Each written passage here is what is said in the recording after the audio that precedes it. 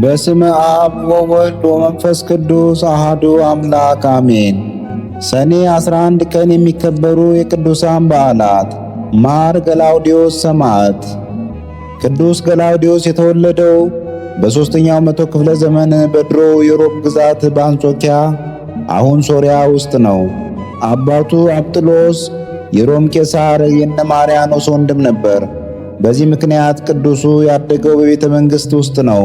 ወቅቱ መልካምም ክፉም ነገሮች ነበሩት። መልካሙ ነገር በቤተ መንግሥት አካባቢ ኖሩ የነበሩት ልዑላኑ አብዛኞቹ በፍቅረ ክርስቶስ የታሰሩ ነበሩ። ከእነዚህ መካከል ቅዱስ ፋሲለደስ፣ ቅዱሳኑ ፊቅጦር፣ ቴዎድሮስ፣ አባዲር፣ አውሳቢዮስ፣ ዮስጦስ፣ አቦሊ፣ እስጢፋኖስ ነበሩ። ቅዱሳቱ ማርታ፣ ታውክልያ፣ ኢራኢ፣ ሶፊያ ነበሩ። አስቸጋሪው ነገር ደግሞ ነጋ መሸ ኑሯቸው ጦርነት ነበር። የዘመኑ የፋርስ የቁዝ መሪዎች ጦረኞች ነበሩና ዕለት ዕለት ፍልሚያ ነበር። በዚህ ምክንያት ቅዱስ ገላውዴዎስ የተመሰከረለት አርበኛና የተባረከ ንጹሕ ክርስቲያን ሆኖ አድጓል። ከልጅነቱ ጀምሮ ቅዱሳት መጻሕፍትን በማጥናቱ ሕይወቱ በመንፈስ ቅዱስ ጨውነት ታሽቷል። እርሱ የነገሥታቱ ቤተሰብ ነው። ማዕዱ በየአይነቱ ሞልቶ ካልመሸ እህል አይቀምስም።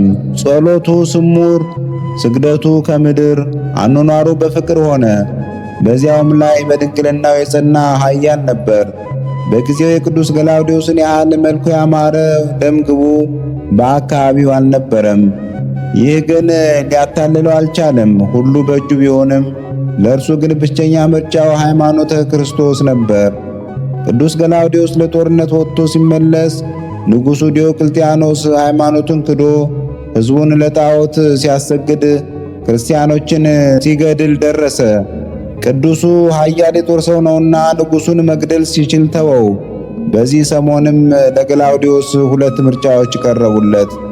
አንደኛ ክርስቶስን ክዶ የንጉሥ ተከታይ መሆን፣ ሁለተኛ በክርስትናው ደሙን ማፍሰስ። የቅዱሳኑ ምርጫቸው የታወቀ ነውና ታስሮ ወደ ግብፅ ተጋዘ። በዚያ ከመኮንኑ ጋር ስለ ሃይማኖት ተከራክረው መኮንኑ ስለተበሳጨ ቅዱሱን በረጅም ጦሩ ጎኑን ወጋው። ዘለፍ ብሎ ነፍሱን ሰጠ። ሕዝበ ክርስቲያኑ በድብቅ መጥተው የቅዱሱን ሥጋ ሽቱ ቀብተው ከዝማሬ ጋር ገነዙት። የጓደኛው እናት ቅድስት ሶፊያ መጥታ ወደ ሶርያ ወስደዋለች። ተወዳጅ ኃያል ብሩክና መልካም ሰው ማር ገላውዴዎስ ሰማዕት በሆነባት በዚች ቀን ዕለት በመላ ኦርቶዶክሳውያን ይከበራል።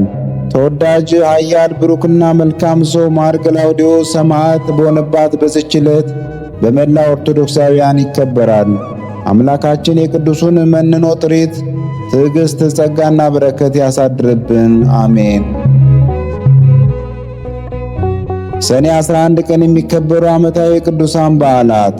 ማር ገላውዴዎስ ሰማዕት ሕይወቱ መላእክትን የመሰለ 1088 ሰማዕታት። የቅዱስ ገላውዴዎስ ማኅበር። አባ ክርዳኑ ሊቀ ጳጳሳት። እናታችን ቅድስት ክርስቶስ ክብራ ኢትዮጵያዊት። የአቡነ በጸሎተ ሚካኤል እህት። የጌታችን ኢየሱስ ክርስቶስ ቅዳሴ ቤቱ ግብፅ።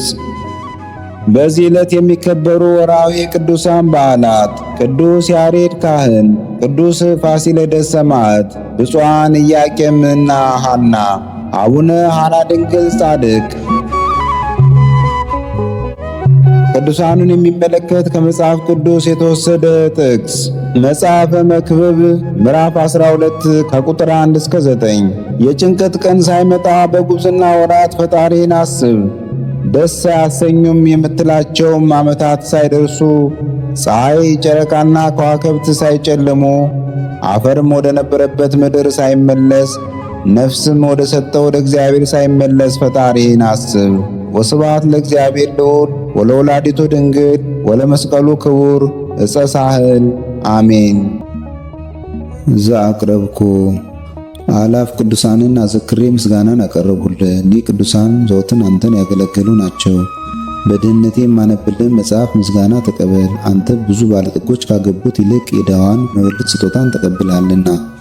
ቅዱሳን የሆናችሁ ነቢያት፣ ለማስተማር የተመረጣችሁ ሐዋርያት፣ ሰማዕታት፣ ጻድቃን፣ ትጉሃን የሆናችሁ መላእክት፣ እናንተም ደናግል ቸር የሆናችሁ መነኮሳት ይችን ጉባኤ አንድነታችን መባረክን ባርኩ። ስትባርኩም ከሕፃናቱ ጀምራችሁ እስከ ሽማግሌው ድረስ ይሁን።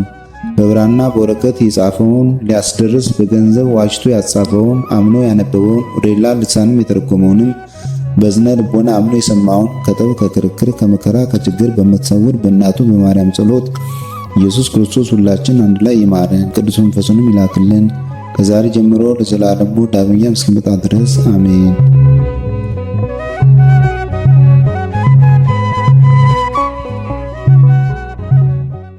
ነቢያት ወሐዋርያት